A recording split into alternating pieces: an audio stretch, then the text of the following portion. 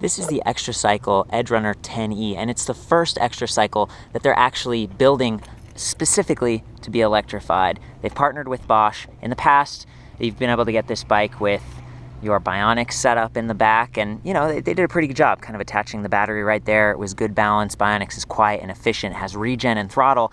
You're missing regen and throttle here with the Bosch system, but you're getting a ton of efficiency, really good weight distribution, bringing even more of that up towards the front, as you can see, and of course, just an excellent set of accessories. That's what Xtracycle is really known for. They've been around since about 1995. The founder, Ross, had built this kind of bolt-on thing that you could add to a normal bike. It's kind of the Xtracycle, right? And now they just make the whole bike this way because it's so useful. If you have kids, if you have stuff you need to move around as your kids grow, I mean, it's a very impressive setup. And this sort of 10E celebration model or whatever for their first e-bike comes with this cool rack up front. It's about $5,100. Really great setup. I'm just going to run through the bicycle specs on this thing. I've got some basic platform pedals here. I'm at Outdoor Demo Day at Interbike, and you know, people have been cruising around on this bike, putting a lot of weight on it. But I should say, starting off, since it is a cargo bike, they recommend like 350 pounds max weight limit. And this front rack, they say about 20 pounds, but I've seen like Karin from the New Wheel, this girl weighs about 100 pounds, and they've been sitting her on here, riding her around, doing just fine. And you know, back here on the back, again, setting several people with no problem. But again, 350 to be kind of conservative about that. I love the different colors, and they do have two sizes on this bike. Even though it's a cargo bike, kind of a full-size thing, two sizes gives you even more flexibility aside from adjusting the seat post or the handlebars. And I do like the setup up here. They're sort of gull wing, swept back a little bit. They got the ergo grips, great components. I'll get into that again in just a minute. So just to give you some shots through the bike, you can see that the rear wheel is a little bit smaller than the front wheel. On the front, we have Maxxis 26 by 2.4, sort of standard 26 inch, but it's not so high that it's going to get in the way of this rack, and you're going to be able to keep this weight under control because it's connected directly to the frame. It doesn't impact steering at all. As you can see there, it feels a little weird at first when you're riding, but you know, it's very functional. And then back here on the rear wheel, 20-inch wheel. Let's see if we can get the specs. Yeah, 20 by 2.2. Again, a Maxxis. Pretty big, you know, a little bit oversized. Adds some cushion because this bike doesn't have suspension. There's no seat post shock, but it feels good riding. You know, it spreads out the weight. Now, your contact patch on the rear wheel is a little bit diminished or reduced because it's a smaller diameter. However, you get increased torque because the mechanical advantages is increased with that smaller wheel size, and it keeps weight lower on that rear rack. But I should say they have one accessory called the U-tubes, and they're kind of like these bars, like runners, and you can set your feet on them if you're riding on the back. Those, you know, can slap the curb a little bit more easily because the axle is a little bit lower in the rear based on that smaller diameter. Anyway, it's a little technical, but while I'm focused on accessories, they've got these great bags. I mean, there's so much to say about these. The primary benefit is that they're waterproof, and you're just going to protect stuff that you put in them. There's tons of storage space inside. Let's see, there we go. Tons of storage space, and look at these drains kind of going on. You've got this mesh for cell phones, you've got buckles. This outer edge here, that also velcros, and you can add kind of dirtier stuff in there. If there's some mulch, something like that, you're going to the garden, you can completely remove the outer piece. So on this side it's there. On this one we took it off. You know, if you had kids riding, they could put their feet in here instead of using those U-tubes on the side, which is cool. And then you've got, you know, lashing here. You've got all these different like grip points that just really secure the bag, right? It's not flapping around with the wind. It's solid, and look at, it's just so reinforced. This black deck up here is pretty solid, but it does have these, if you can see this, see how it's kind of bubbling up there? These cutaway points, so you could add like a couple of children's seats to the back. So you can imagine if you started out with this thing, you got like 2 kids seats, they get older, then you get the U-tubes, and they have these other bars that go around the edge like this that you can hold, and they protect your fingers. And each one of those, the U-tubes are like $150, and the handle, that one's like $100. The bag's like $250.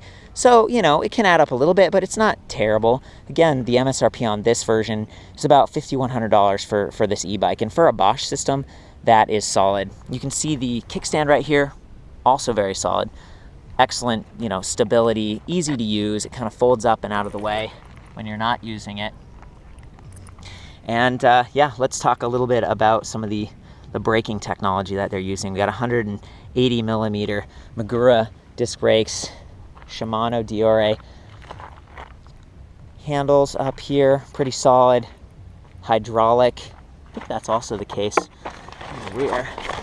See if I can, 160 millimeter Magura rotor, yeah, and quick release.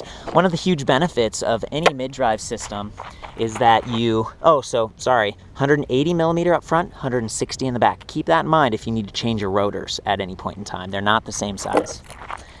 So getting back to what I was saying, quick release in the front, quick release in the rear, and that makes changing flats, truing wheels, doing service a lot easier. And part of the reason you can do that with a mid-drive is because the motor's right there in the center. You know, it's not in the wheel. So yeah, that's one of the advantages.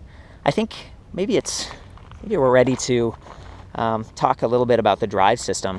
To turn this bike on, you interact with the display up here, which is removable, by the way. There's a set screw, so you can lock it, or if you take the set screw out, you can slide it off like that. And that's cool, just if you're needing to store this outside, especially being a larger bike like this. Maybe you don't have room in your house. You could store the whole bike outside, take the battery and the display in to keep them safe. And of course, if you keep your battery away from extreme temperatures like heat and cold, it's gonna last a lot longer. So there's a pro tip for you. Anyway, the display. To turn it on, you press the power button, and you've got a bunch of different readouts here, but the primary ones are your speed right here and your assistance level. Right now we're in turbo, but I can arrow down using this breakout switch here, down from turbo to sport, tour, eco, and off. In off mode, this just works like a regular display. It's like, how fast am I going? How much battery do I have left? My trip distance. Some of the other things with the info button you can see are the clock, the max speed, average speed, trip time, range, odometer. And range is cool because it approximates that based on how much battery power is left. So, you know, we've used 2 of 5 bars right now.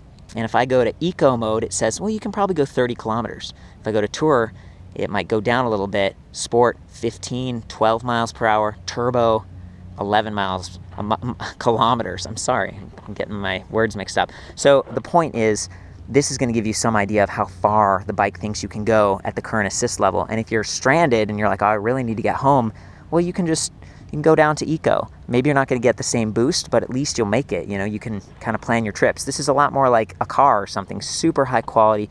Bosch makes like washing machines and car parts and stuff. Giant company, and they've put a lot of resources into this drive system. So let's talk about it. This is the 2nd generation Bosch Centerdrive. They've had it in Europe for a couple years. First generation, it was 250 watts. For the United States, they upped the power to 350 watts. So it's a geared center drive motor. And what it does is it helps you pull that chain. So whenever you pedal, it's listening closely.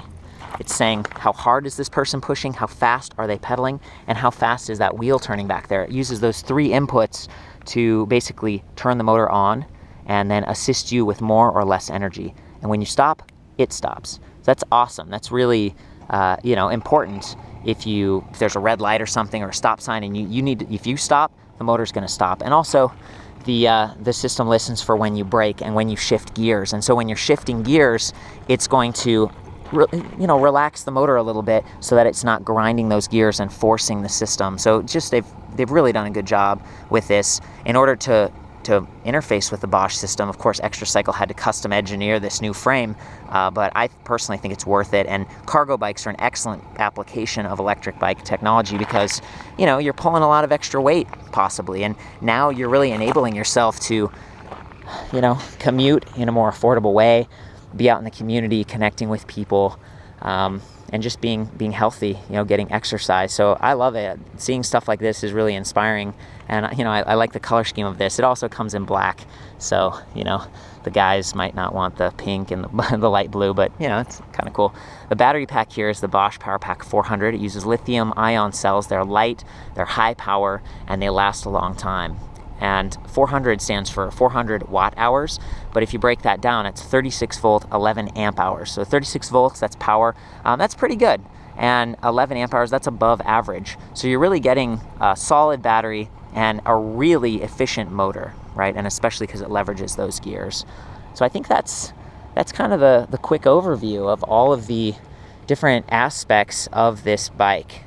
Again, it's hard to express how cool these accessories are. There's even one called the sidecar, and it folds up. It's just like those old motorcycles where you've got like literally a platform with a wheel, so you could put like a plant or a statue or something. You can haul with this thing, and you know, with a full battery pack, you can go like 60 miles on a charge with a bicycle. Is amazing without really, you know, overexerting yourself. So yeah, and the rack is removable, so you know, you can really kind of customize this thing. I'm gonna hop on now and, you know, give you some idea of what it's like to ride this. Here we go. Do the kickstand. There it is. Right now I'm in a lower gear, kind of going up a hill, and I'm gonna switch this to turbo mode so you can hear the motor activating.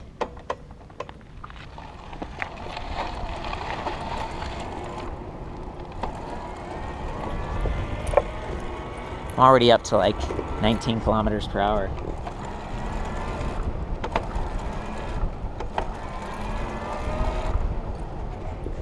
You can just see how responsive that motor is. It's really listening. Woo! Whoa boy, really listening to how I'm pedaling, and it's assisting me. So I feel like I'm riding a bicycle, but it feels like you're kind of super powered, I guess. This is one way to describe it.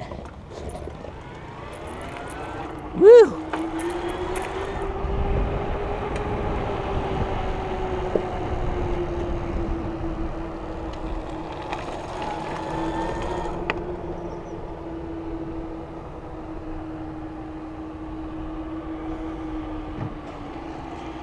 Oh yeah. There we go. Oh boy. And even though it's a little longer and physically it feels a little daunting, maybe at first you're like, wow, that's big, you know, it's heavy. Just electrifying it like this, you like don't even notice. It feels like riding a normal bike, and it steers really well as well.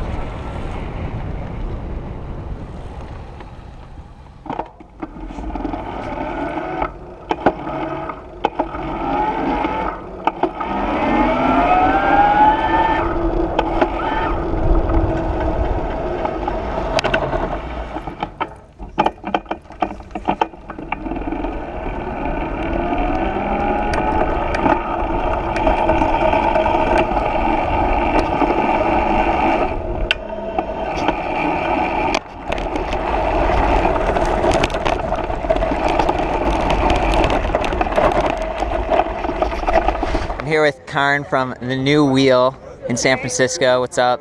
She's carrying the stereo boombox setup here on the front, and we've got this cool little rack. What's this called? Like sidecar thing? It's called the sidecar. Sidecar. Xtracycle sidecar. It's like the coolest way to get a ton of cargo on your Xtracycle. So I'm gonna like hop on this thing because I'm cargo. I can be cargo. Okay. It's pretty sweet. And this is the new Bosch system, 350 watt. Little motor there is gonna help us out. Little Bosch active. Oh shoot! So okay, like this. See Robbie, some. I'll be back for you. Okay, bye, Robbie. Woo! Oh snap!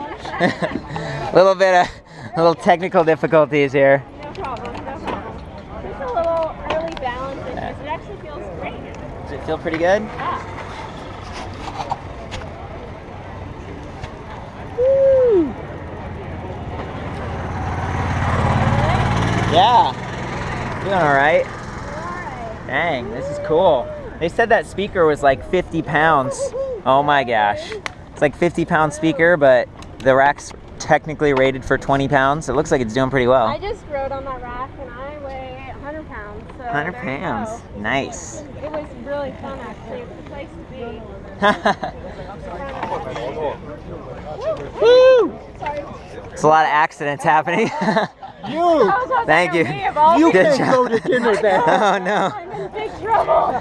Oh no! Yeah, the sidecar. I'd never ridden with the sidecar. It's cool. Well, thank you for the ride. Yeah, thank you. Good luck. All right. Robbie, ready to ride? Or Robbie's gonna hop on. Yeah.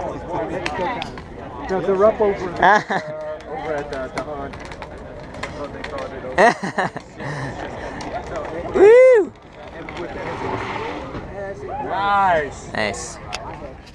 Woo! So yeah, that's sort of the 2014-2015 Xtracycle EdgeRunner 10E, sort of a special edition. You know, they're always working on this thing, tinkering to make it better. But it's solid. For the full written review on this, including specs and pictures, comments, and stuff, I'll see you back at ElectricBikeReview.com.